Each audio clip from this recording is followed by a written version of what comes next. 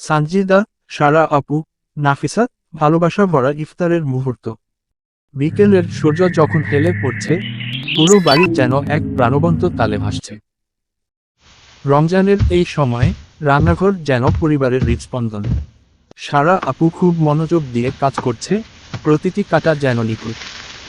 মায়ের হাতের দক্ষতা আর সুগন্ধ পুরো ঘরকে মমতার আবহাওয়ায় ঢেকে দিয়েছে।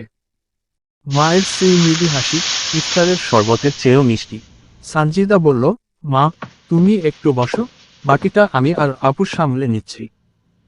পরিবারের জন্য ছোট্ট যত্নের মুহূর্ত এক গভীর শান্তি বয়ে আনে। ছোট্ট নাফিসার উৎসাহ সবার মুখে হাসি ফোটাচ্ছে। পরিবারের সঙ্গে একত্রে কাজ করা এই ছোট মুহূর্তের আনন্দই সবচেয়ে বড়। ইফতারের আগ মুহূর্ত দেওয়ার আনন্দই এখানে আসল জাদু।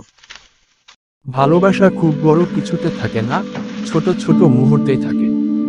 হাত মিলে কাজ করা মনে করিয়ে দেয় পরিবারের সবচেয়ে বড় নিরাপদ জায়গা। দেওয়ার আনন্দ পাওয়ার চেয়েও অনেক গভীর। পারিবারিক বন্ধন আর নিঃস্বার্থ যত্ন, এই অনুভূতি আজকের মূল দিক। আজকের ইমোশনাল হাই, ভালোবাসা, একাত্মতা, প্রশান্তি।